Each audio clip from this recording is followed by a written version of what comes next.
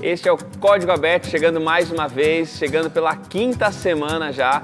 Nós estamos no nosso quinto tema desse trimestre, dessa temporada, conversando sobre Apocalipse. E é muito bom saber que você tem recebido a gente na sua casa ou tem acompanhado a gente através da TV ou no computador, através do celular. Eu não sei por qual caminho você acompanha o Código Aberto, mas fica também o convite para você acompanhar além do programa, acompanhar a gente também nas nossas redes sociais. No Instagram do Código Aberto sempre tem alguma imagem alusiva ao tema da semana, sempre tem algum vídeo ou outro. No Facebook também, que você continue acompanhando e não só isso, que os conteúdos que a gente vai fazendo por aqui, dos programas, que você vá compartilhando isso com outras pessoas também. A gente tem falado, quando a gente falou do Apocalipse 1, 3, se você lembrar lá no começo da nossa temporada, a gente falou do bem-aventurado aquele que lê, aquele que ouve e aquele que guarda.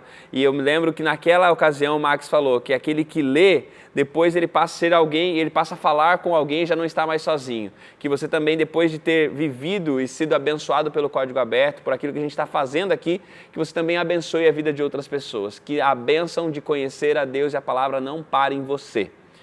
E falando sobre bênção e compartilhar a palavra, compartilhar a bênção da palavra, a gente tem aqui essas 4 pessoas, esses 4 cavaleiros, que ainda não são os do Apocalipse, a gente vai estudar sobre eles agora, mas são 4 que estão aqui com a gente acompanhando essa nossa temporada. Eu sei que você já está se familiarizando com eles, você já sabe o nome deles, você já sabe que o Stefan é o Stefan Max, e que a gente está chamando ele de Max. E como é que você está, Stefan Max? Tô ótimo, tô super animado. Essa lição é muito boa. De onde veio o seu nome, Stefan Max? Stefan, eu sou de família alemã. Max é o nome do meu bisavô.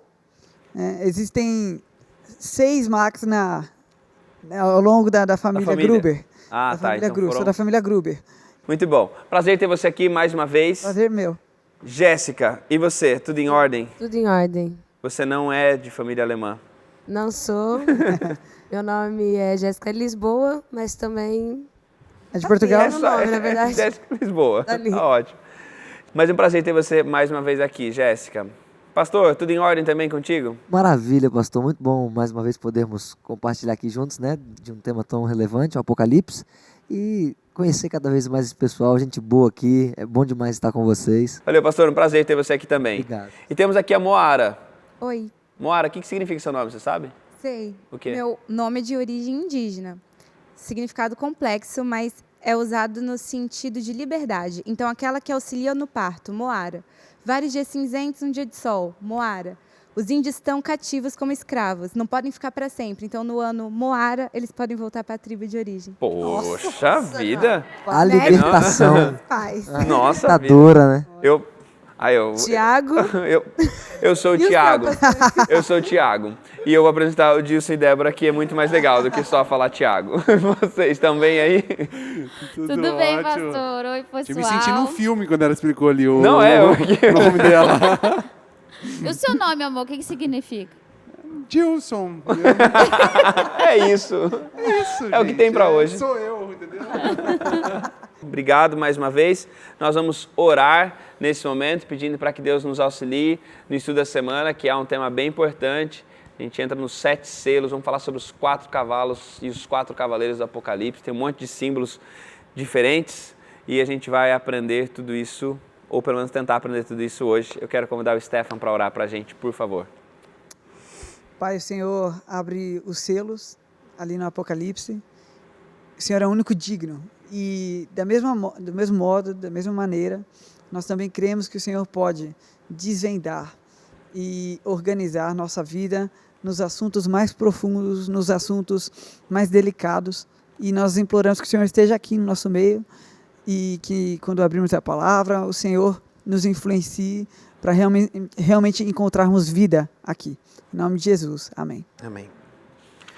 Eu creio que uma coisa que a gente já pode ter de ponto de partida, até para quem está em casa, contextualizar, é que às vezes a gente não tem essa referência do que geralmente está acontecendo. A gente está falando de um livro com 7 selos.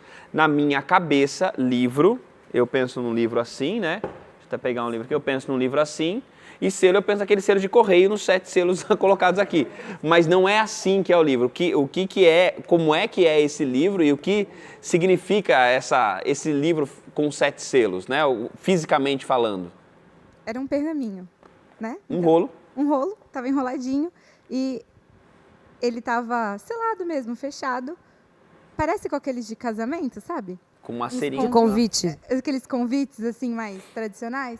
Então ele estava selado com 7 selos. Você só consegue abrir o pergaminho todo se você romper os 7. Tirar os 7 selos. Que geralmente era com vela, né? Eles pingavam a cera da vela e carimbavam com o selo da autoridade ou da pessoa, da família dela. Com o sinete. Então, quando a gente está falando de abertura de 7 selos do livro, a gente já falou um pouquinho sobre isso na semana passada, nós estamos falando disso, de um rolo que está fechado com 7 fechos, né? E agora esses selos são abertos. A gente tem em Apocalipse, a gente já falou, Apocalipse capítulo 4, capítulo 5, da existência desse livro e do que ele significa. E então agora o Cordeiro passa a abrir os selos. A gente vai tentar ver aqui o que acontece em cada um desses selos, mas eu acho que só para pano de fundo, até o nosso guia nos leva para pensar sobre isso, que na presença dos selos, na presença principalmente os selos vão ser abertos, vão aparecer os 4 cavaleiros, que na presença disso tem algumas referências a juízos que aconteciam quando o povo quebrava a aliança, maldições decorrentes da quebra da aliança. E aí a gente vê a presença desses juízos. Só para a gente ganhar o contexto, esses juízos de Deus, e por que não é nem esses juízos, né? Por que Deus exerce esses juízos, sendo que ele já vai julgar no final? Ele já vai lá julgar no final. Qual é o objetivo de Deus ao dar e ao julgar e ao exercer juízos no meio da história, sendo que lá no final já vai ter um juízo definitivo? Algumas vezes Deus usa do juízo para chamar a nossa atenção. Deus permite que algumas coisas aconteçam para que nós nos voltemos para Ele. Como a gente mencionou em outros finais de semana, quando tudo vai bem, às vezes a gente não dá a devida importância que Ele merece na nossa vida. Então, quando Deus permite que algumas coisas aconteçam e Ele executa esses juízos, é um alerta. Voltem-se para mim, façam aquilo que eu estou pedindo. Então, sim, haverá um juízo final e definitivo. Mas enquanto a história da Terra vai se desenrolando, Deus permite que esses juízos eles aconteçam para que a humanidade saiba que Ele está conosco no decorrer da história, que Ele está acompanhando e conduzindo a história da humanidade. É quase como um conselho, né? Sim. Né? Um puxão de orelha, assim, de leve. Até porque ainda. Um pai e uma mãe que amam os seus filhos, eles de vez em quando têm que dar um tapinha, puxar a orelhinha, fazer alguma coisinha para chamar a atenção da criança. Parece que a gente não consegue só entender, né? Isso não é certo, a gente tem que sentir.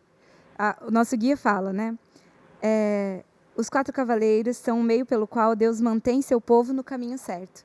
Então parece que a gente está desviando, não adianta falar, ei, você está desviando do caminho. A gente tem que sentir uma barreira, sentir alguma coisa. Então eu acho que esses juízos vêm para a gente sentir na pele mesmo. Eu acho interessante pensar que pela segunda vez que está acontecendo no Apocalipse essa ideia, a repetição dos 7, né? Nós já falamos das 7 cartas, agora vem os 7 selos. Elas, de alguma maneira, estão repetindo, né? Estão em paralelo.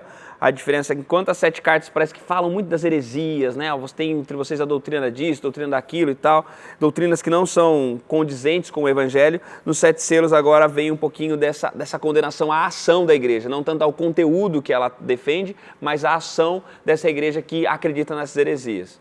Até porque, pastor, vale lembrar que na semana passada, no estudo passado, nós finalizamos com o derramamento do Espírito Santo, Pentecostes. Então agora, a abertura dos 7 selos, ela se refere à pregação do Evangelho e às consequências de rejeitá-lo. Então a gente tem que ligar a história, o derramamento do Espírito Santo veio e agora a pregação do Evangelho deve acontecer, que são então as aberturas dos selos. E é um processo, né? A gente também veio de capítulos do Apocalipse, 4, 5, que fala aí da soberania, da autoridade e da abertura, né, desse livro. No capítulo 7 a gente vai ver mais pra frente aí a vitória, né? E como isso vai desenrolar. Mas aí tem o processo de como que a gente chega à vitória depois que esse livro foi aberto. E a gente está nesse processo, nessa caminhada. E mais uma vez a gente vai nesse processo, né, ter essa progressão de tempo. Acho interessante a repetição. O Stefano falou para a gente a respeito dessa questão da repetição que acontece, né, em alguns programas anteriores, que é a ênfase, né? O grifo do autor é a repetição.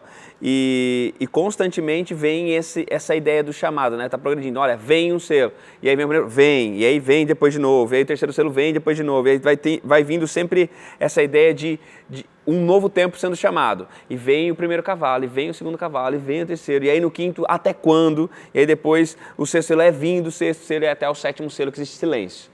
Aí o tempo já não tem mais tempo para vir, né? Vamos lá para o primeiro selo então. O primeiro selo é desatado. O que acontece nesse primeiro selo? Quem que aparece quando o primeiro selo é desatado? O que a gente tem aí pela frente?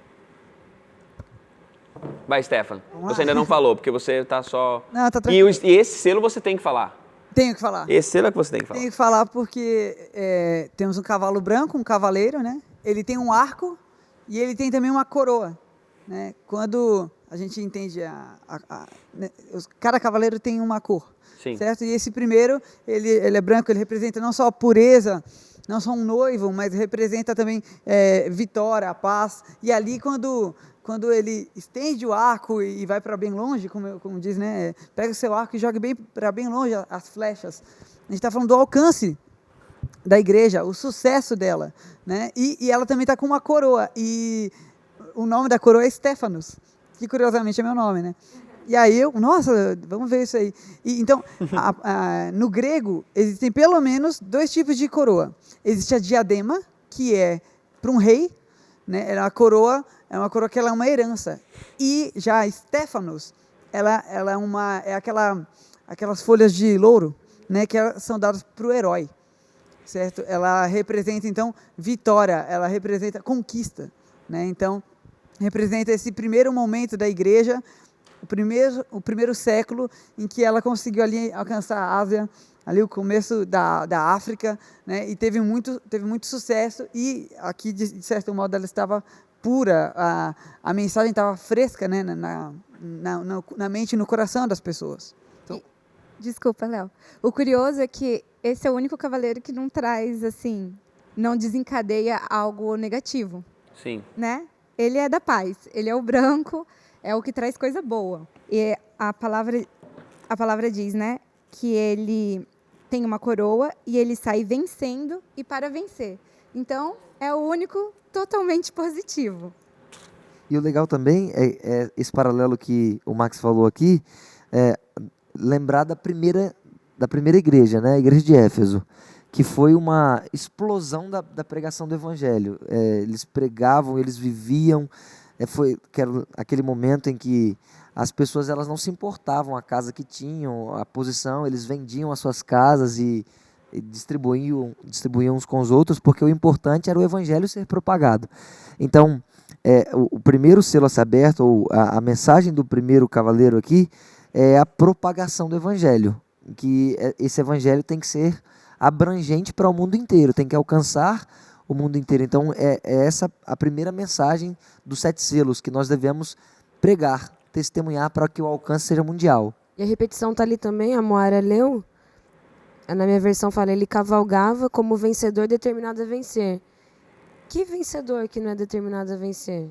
Que competidor, ou que competição que existe que os competidores não querem vencer? Então, ele fala... Vencedor determinado a vencer, né? A repetição que está comprovando ali que é essa explosão que o Léo disse também. Lembrando também que a igreja ela já é vencedora em Cristo Jesus, certo? Ela não apenas está buscando a vitória, isso já está predito pela vitória de Cristo Jesus. É interessante pensar que essa visão é talvez um dos únicos momentos em que a gente consegue encaixar Jesus como sendo, né? Porque Jesus dá para entender Jesus como sendo esse cavaleiro que vem vencendo para vencer, é aquele que tem o poder de fazer a coisa, é aquele que é puro e tudo mais.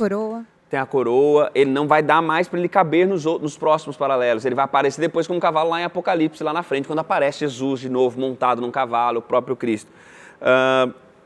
é interessante pensar então que abre o selo, vem esse primeiro cavalo, é esse primeiro momento da igreja. Para quem está acompanhando a gente de casa, lembrando que nós estamos, ao abrir os selos, nós estamos pensando na história bíblica, na história da igreja de Deus, após o derramamento do Espírito Santo lá no Pentecostes, e como é que a história da igreja foi se desenrolando. A gente já viu isso através das 7 cartas, agora a gente está vendo isso através dos 7 selos, de forma bem especial agora, nesse início de conversa, através dos 4 cavalos e os 4 cavaleiros. Próximo selo é aberto. Abre o primeiro selo, sai o cavalo branco. Abre o segundo selo. Que cavalo que vem? Como é que ele está?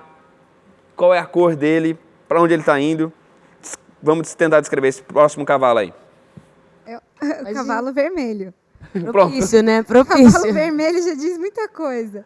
E, ao contrário do branco que tinha uma coroa, o cavalo vermelho, ele traz uma espada.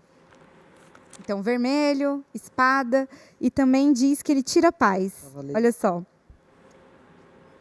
E ouviu uma voz no meio dos 4 seres viventes dizendo... Oh, tô lendo errado, desculpa. Está lendo o terceiro. Eu tô lendo terceiro.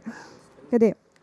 Ih, tô perdido. Versículo 4, capítulo 6, versículo 4. E saiu outro cavalo vermelho, e o seu cavaleiro foi-lhe dado tirar a paz da terra, para que os homens se matassem uns aos outros. Também lhe foi dada uma grande espada.